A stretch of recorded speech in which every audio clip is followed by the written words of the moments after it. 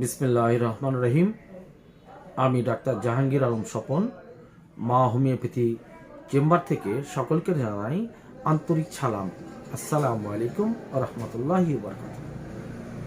প্রিয় বন্ধুরা, বরাবরের মতো আমি আজকেও আপনাদের সাথে আলোচনা করব একটি গুরুত্বপূর্ণ বিষয় এবং অত্যন্ত প্রয়োজনীয় একটি বিষয়। আজকের বিষয়টি মুখে ব্রণ এবং মেস্তা।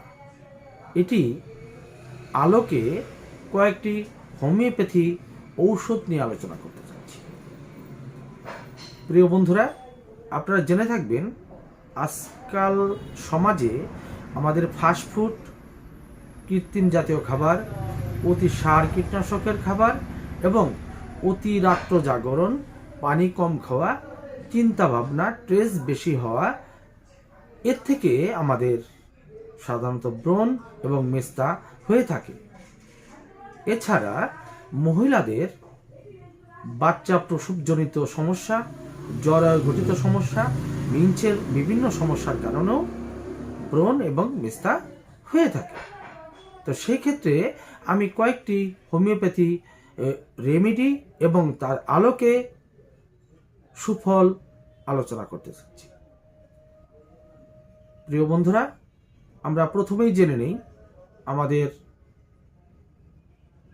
রোগ প্রতিরোধ ক্ষমতা বৃদ্ধি করে কিভাবে আমরা এটিকে দূরে রাখতে পারি। প্রিয় বন্ধুরা, আমরা যেন অতি রাত্র জাগরণ না করি, সেটা রাত্র 10টার পরে যেন আর রাত্র জাগরণ না করি। 3 থেকে 4 লিটার বিশুদ্ধ পানি পান করতে হবে। কৃত্রিমজাত প্রক্রিয়াজাত খাবার, ভাজা পোড়া এবং অতি মাংস ভোজন, এখান থেকে নিজেকে সরিয়ে রাখতে হবে। চিন্তা, যেটা টেনশন, অতিরিক্ত কাজের স্ট্রেস, চাপ, এগুলো থেকে বেরিয়ে আসতে হবে। এর পাশাপাশি যদি আমরা কিছু রেমেডি ফলো করি, হোমিওপ্যাথি রেমেডি, তাহলে এখান থেকে আমরা চিরতরে মুক্তি পেতে পারি।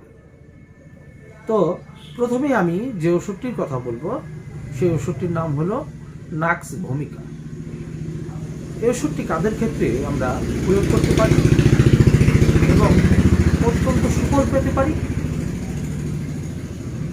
যারা অত্যন্ত রাত্র জাগরণ করেছেন, দিনের প্রতিনিয়ত রাত্র জাগরণ করে চলেছেন এবং অতিমাত্রায় ঔষধ, ভাজা পোড়া, তেলে ভাজা, ফাস্টফুড এসব খেয়ে খেয়ে যাদের পায়খানা কোষ্ঠকাঠিন্য অবস্থা, মেজাজটা অত্যন্ত খিটখিটে এবং মুখে ব্রণ, তাদের ক্ষেত্রে নাক্স ভূমিকা 30 অর্থাৎ 30 শক্তি অত্যন্ত কার্যকর বলে প্রমাণিত হয়েছে। প্রিয় বন্ধুরা, আরও একটি ওষুধ ক্যালকিরিয়া কার্ভ। ক্যালকিরিয়া কার্ভের রোগীদের মাসিক জনিত সমস্যা, অতিরিক্ত ডিম খাওয়ার প্রবণতা,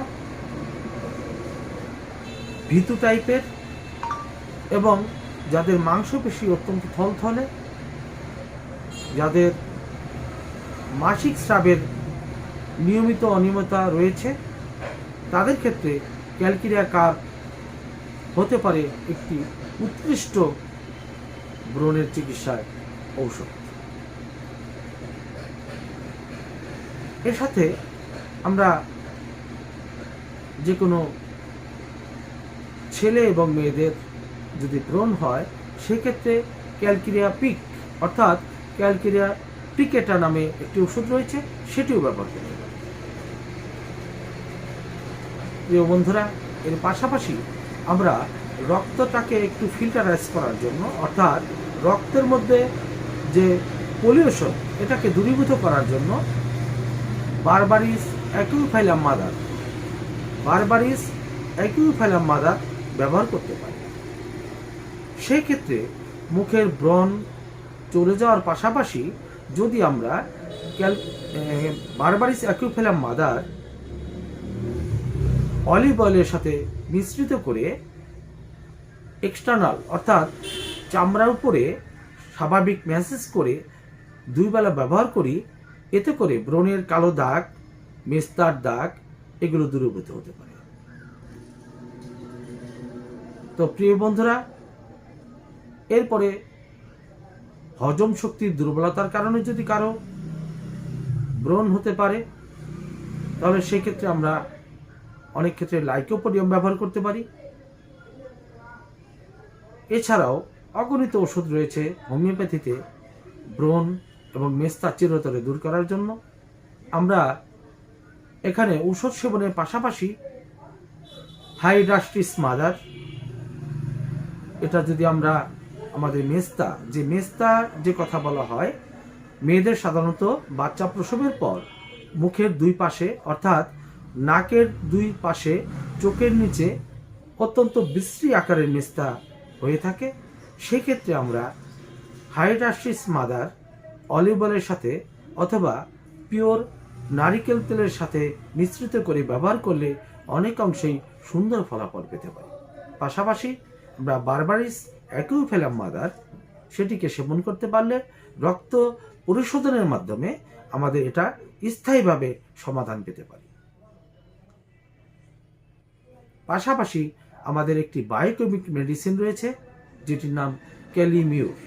এটি যদি আমাদের হজম শক্তির গণ্ডগোল সহ যদি ব্রণের ধরনটি হয় এমন, চাপলে যদি এখান থেকে সাদা চালের মতো পদার্থ বের হয়, তাহলে আমাদের ক্যালিমিউর অত্যন্ত ফলপ্রদ ভূমিকা রাখতে পারে।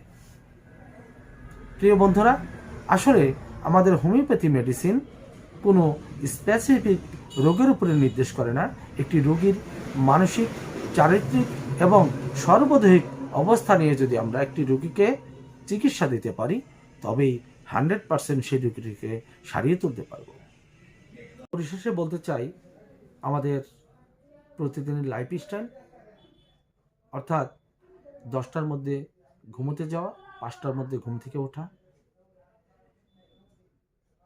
3 থেকে 4 লিটার বিশুদ্ধ পানি পান করা, কৃত্রিম ও প্রক্রিয়াজাত খাবার বর্জন করা, বেশি করে শাকসবজি, আট জাতীয় খাবার খাওয়া, স্ট্রেস, দুশ্চিন্তা, হতাশা এগুলিকে পিছনে ফেলে আগামী দিনে যাতে আমরা সুস্থ সবল জাতি হিসেবে নিজেকে গড়ে তুলতে পারি, এই প্রত্যাশায় আজকের মতো আমি বিদায় নিচ্ছি। আমি ডাক্তার জাহাঙ্গীর আলম স্বপন, মা হোমিওপ্যাথি, হাট গজারিয়া, ফরিদপুর। আল্লাহ হাফেজ। ভালো থাকুন, সুস্থ থাকুন।